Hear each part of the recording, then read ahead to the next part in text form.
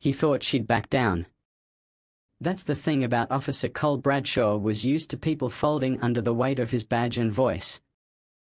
But when he flicked those sirens behind a sleek black BMW on Jefferson Road, he didn't realize the woman behind the wheel wasn't just another tired face headed home. He didn't realize she was the one person in Georgia who could end his career with a single report. Alyssa Monroe had just left the State Bureau of Civil Oversight Director of Internal Affairs, 3 years into the hardest job no one thanked her for.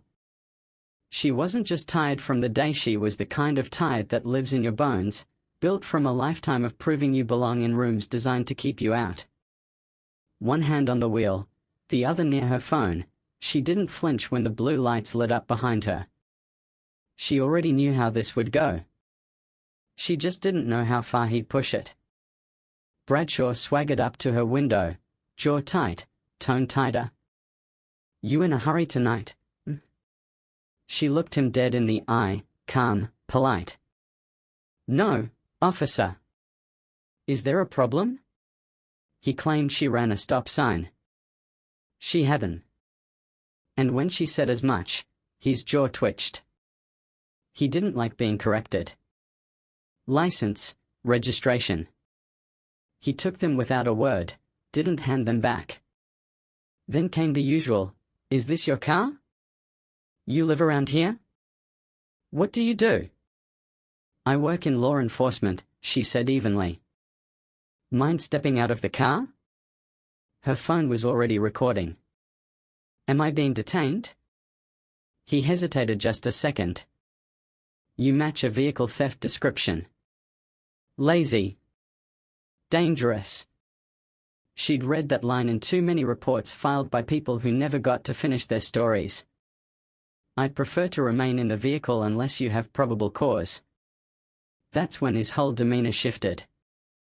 Gone was the smirk, replaced with forced authority. "I'm giving you a lawful order."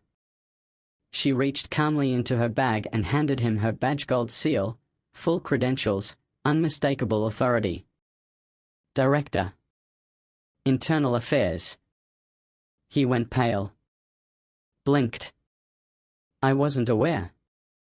"I didn't expect you to be." Her voice didn't rise. She didn't threaten. She just let the weight of her silence do the talking.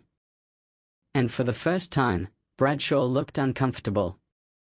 He tried to walk it back, asked to look around her car, called her evasive, muttered about calling back up.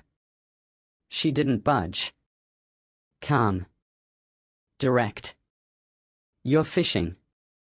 And I suggest you consider how this looks when the video is reviewed." His power trip hit a wall.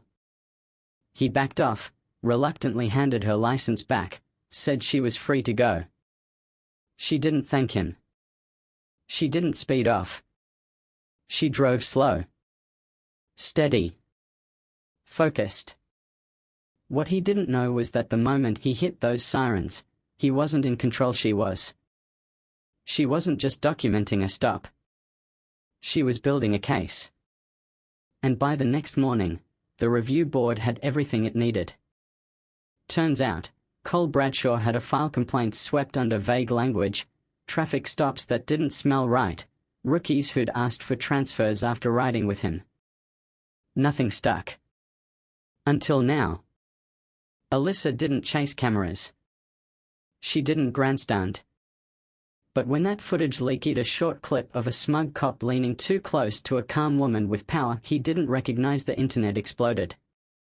Not just because it happened, but because it happens every day to people without a badge, without backup, without proof.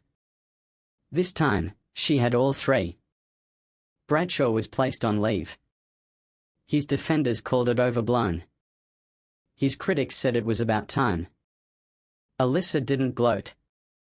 She filed her report. Quiet. Precise. Surgical. Because this wasn't about revenge. It was about the ones who never get to say, "I know my rights," and actually be heard.